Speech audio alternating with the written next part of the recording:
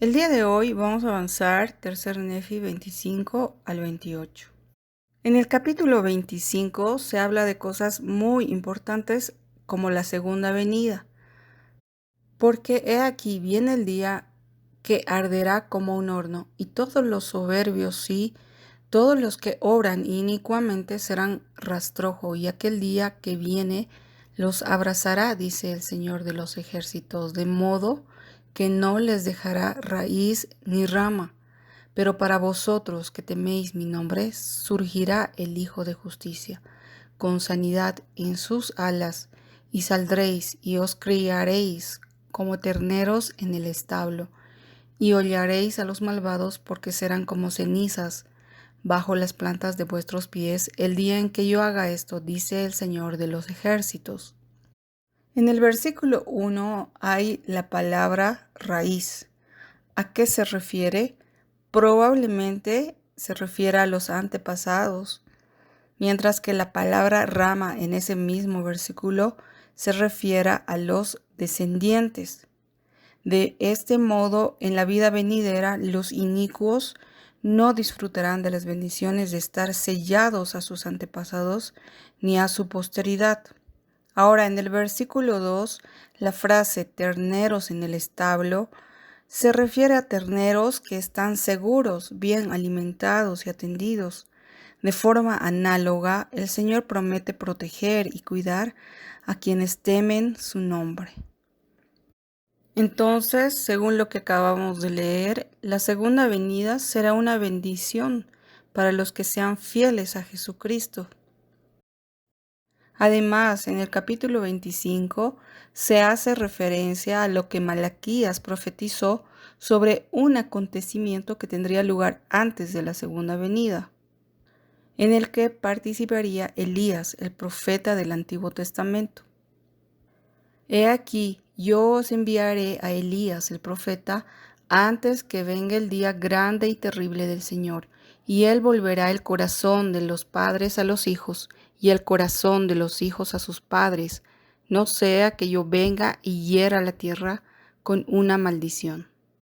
El 3 de abril de 1836, Elías se apareció a José Smith y a Oliver Cowdery en el templo de Kirtland, que estaba recién dedicado. En esa ocasión, Elías restauró las llaves del sacerdocio que son necesarias para sellar a las familias por la eternidad en los santos templos del Señor. Mediante la investigación de historia familiar, identificamos a los miembros de nuestra familia, por los que se pueden efectuar las ordenanzas del templo. El presidente Joseph Fielding Smith explicó algunas maneras en que los corazones de los hijos se vuelven a sus padres. Los padres son nuestros antepasados fallecidos, los que murieron sin el privilegio de recibir el Evangelio, pero que han recibido la promesa de que llegaría el tiempo en que ese privilegio les sería concedido. Los hijos son los que ahora viven, que están preparando la información genealógica y que vicariamente están efectuando las ordenanzas en los templos.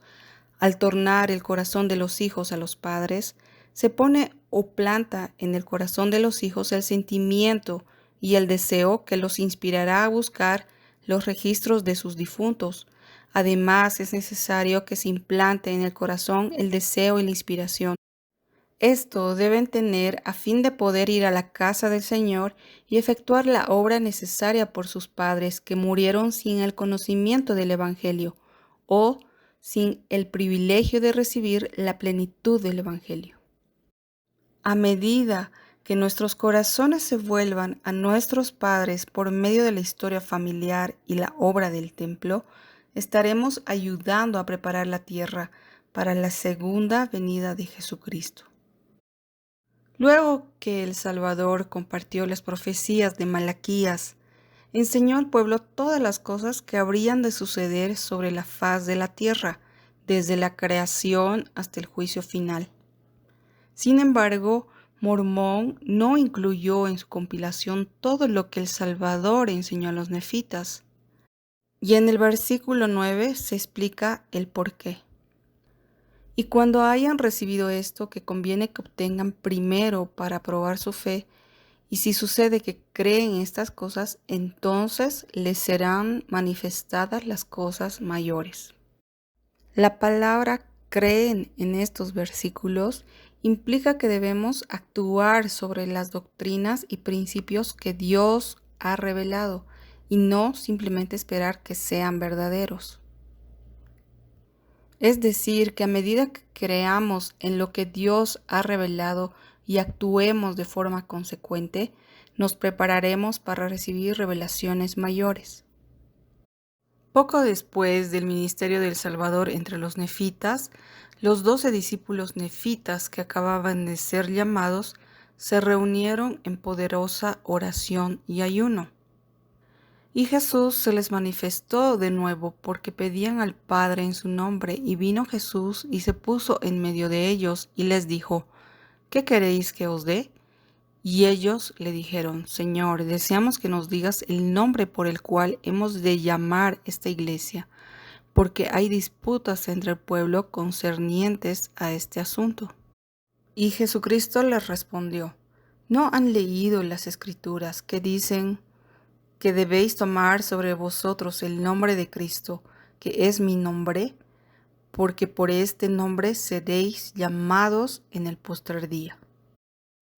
Entonces, la verdadera iglesia de Jesucristo debe llevar su nombre y estar edificada sobre su evangelio.